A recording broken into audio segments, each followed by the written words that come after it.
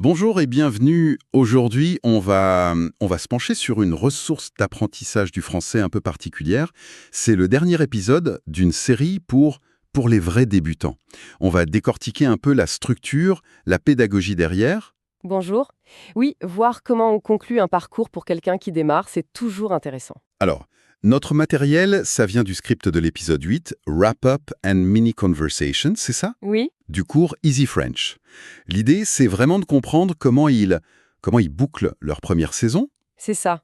Comment on fait le bilan et on relance pour la suite. Notre mission, donc, extraire un peu les stratégies d'enseignement, voir ce qui marche, ce qui est malin dans leur approche pour consolider les toutes premières bases du français. Évaluer l'efficacité en somme. Voilà.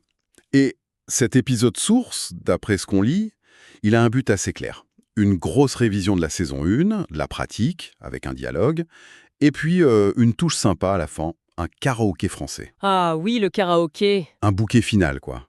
Cette structure en 3 temps, révision, application et puis ce côté ludique, c'est assez révélateur des bonnes pratiques, je trouve. On cherche à ancrer par la répétition, montrer l'utilité immédiate avec la pratique et garder la motivation, hein.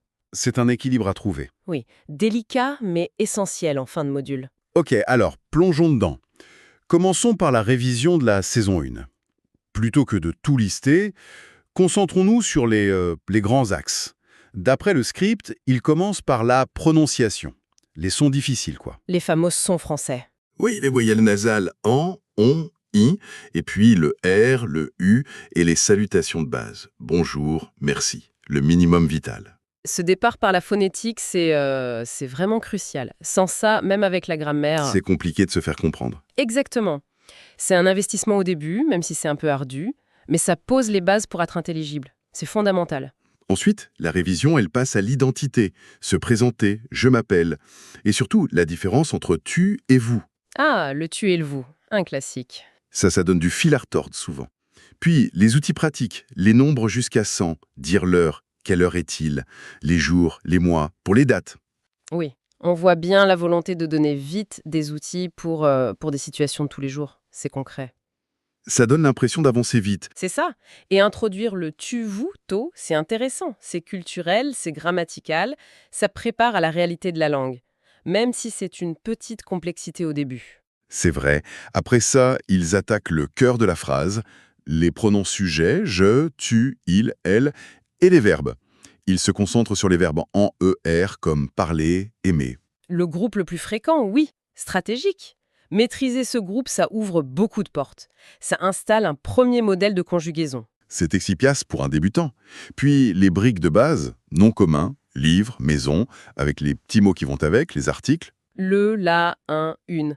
Logique de les introduire ensemble. Ils fonctionnent en tandem en français. Difficile de faire sans. Et pour finir cette révision, les adjectifs, grand, belle, et leurs règles d'accord. Encore un point clé du français. Ah oui, l'accord de l'adjectif. Important de l'aborder, même si c'est tôt. Et puis, comment interagir? Poser des questions simples avec « est-ce que ?» et la négation, « ne pas ». Il donne des exemples. « Est-ce que tu parles français? Je ne parle pas. » On voit bien la progression, hein, des sons aux mots, aux phrases simples, puis question, négation. C'est une séquence pédagogique classique, mais qui a fait ses preuves. Ça construit la compétence petit à petit. Le but, c'est de donner une autonomie minimale pour des échanges basiques. Le script dit qu'il donne des phrases modèles, comme « Bonjour, je m'appelle non »,« Le livre est petit », pour montrer ce qu'on doit savoir faire. Oui, ça sert de repère concret. Ça rend l'objectif plus tangible, plus atteignable. Cela dit, même si cette révision a l'air logique, la vraie question c'est est-ce que l'apprenant peut vraiment utiliser tout ça? Ben justement, c'est là qu'intervient la suite. Après la théorie, la pratique. Elle fait le dialogue au café. Cadre typique, Paris. L'idée, c'est de simuler une conversation. Ça commence simple. Bonjour, je m'appelle non. Et toi? Salutations, présentation, on passe la balle. Classique mais efficace, oui. Le café, ça parle à tout le monde. Et ça utilise direct ce qui a été vu. L'autre répond, salut, je m'appelle Marié, enchanté. Tiens, salut, plus informel. Oui, c'est une nuance intéressante introduite tôt. Ça expose à différents registres. Ça peut complexifier un peu au début, mais c'est plus réaliste. Et le enchanté, accordé, petit rappel de grammaire discret. Malin. La conversation continue. Enchanté. Est-ce que tu aimes le café?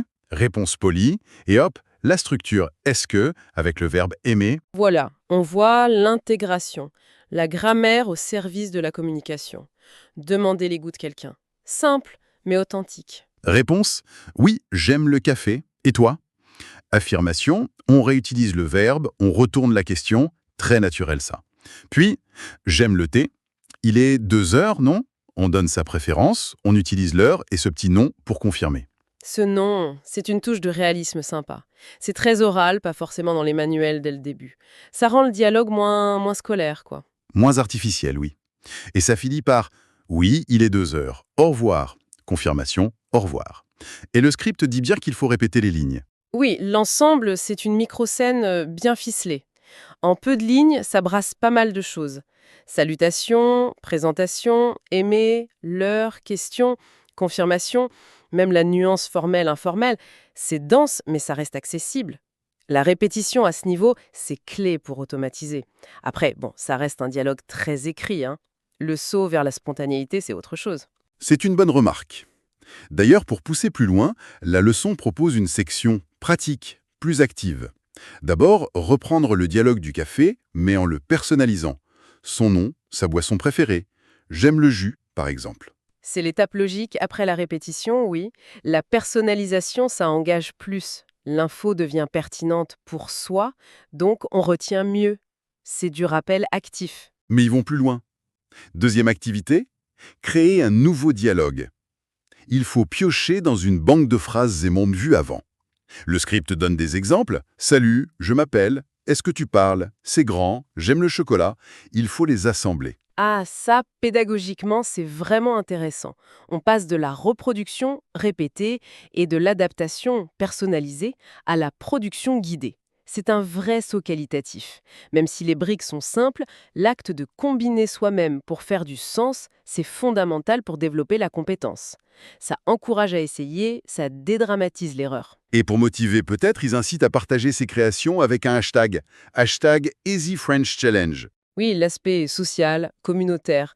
C'est une tactique Loberne. Voir ce que font les autres, partager son travail. Ça peut être motivant. Bon, ça dépend si la communauté suit, bien sûr, mais l'idée est bonne. Prolonger l'engagement au-delà de la leçon. C'est ouais. Et on arrive à la partie peut-être la plus inattendue, le karaoké français. Là, on sort un peu du cadre habituel. Le karaoké, intriguant. Ils utilisent Frère Jacques, la chanson que tout le monde connaît. L'objectif, pratiquer la prononciation et le rythme en s'amusant. Les paroles sont données. Frère Jacques, dormez-vous, dormez-vous. Sonnez les matines, ding dong dong. Juste pour rigoler. La musique, le rythme, ça aide énormément pour mémoriser le vocabulaire, les structures. Et chanter, ça oblige à travailler la prononciation, l'intonation, le débit, de manière plus naturelle, moins analytique. Moins scolaire peut-être. C'est ça. Et Frère Jacques, c'est bien choisi pour des débutants. C'est simple, connu partout, répétitif. On peut se concentrer sur les sons sans être noyé par la complexité. Et puis chanter, ça doit aider à se lâcher un peu, non ? Moins intimidant que de parler. Ah oui, complètement. Le côté ludique, ça baisse l'anxiété, le fameux filtre affectif. Quand on s'amuse, on apprend souvent mieux. Bon, attention, certains peuvent être aussi intimidés par le chant, mais globalement, c'est une approche qui détend le rapport à la langue. Ils encouragent même le partage avec #EasyFrenchKaraoke. Encore, ce côté communautaire est fun. D'accord. Et pour finir cet épisode Easy French, le script indique une conclusion assez classique. Un petit résumé des compétences acquises, dire bonjour, se présenter, décrire, poser des questions. Un encouragement à continuer, parler, chanter, l'annonce d'une saison 2 pour garder l'intérêt. Et les appels à l'action habituelle. Liker, s'abonner, commenter. Exactement. Une fin de module assez standard, oui. Ça renforce le sentiment d'avoir accompli quelque chose, regardez tout ce que vous avez appris, et ça projette vers la suite. Ça crée l'attente. Alors, si on fait le bilan de notre analyse, qu'est-ce qu'on retient de cette leçon finale de Easy French ? On voit une approche très structurée finalement. Ça commence par consolider avec la révision, puis l'application concrète avec le dialogue. Ensuite, on pousse à la créativité avec les exercices pratiques, et on finit avec la touche culturelle, ludique, la chanson. C'est un parcours assez complet, non ? Tout à fait. Ça illustre une conception pédagogique bien pensée pour des débutants. Les points forts sont clairs, la progression logique, le mélange théorie-pratique, l'accent sur l'application active, la production, et puis cet élément engageant à la fin. Si on prend un peu de hauteur, cette structure, elle vise vraiment à solidifier les bases avant de passer à plus complexe. C'est une étape de consolidation essentielle. C'est crucial, oui. Après, on pourrait se demander si le passage du très guidé à la vraie communication spontanée est assez préparé. Mais bon, pour une fin de premier module débutant, ça semble cohérent et solide. Oui, c'est une perspective équilibrée. Bon, pour finir, laissons peut-être une question ouverte, une piste de réflexion. On a vu cette approche structurée d'Easy French. Mais en dehors de ces leçons bien cadrées, est-ce qu'il n'y aurait pas des méthodes plus informelles, au quotidien, qui seraient hyper efficaces pour renforcer ces bases? Ah, bonne question. Je pense à des trucs tout bêtes, hein. Coller des étiquettes en français sur les objets chez soi, laisser tourner de la musique française en fond, ou même se raconter sa journée à voix haute, mais en français simple. Des petites habitudes. Voilà, des pistes qui sortent du cadre formel, mais qui, peut-être sur le long terme, pourraient faire une vraie différence. À méditer.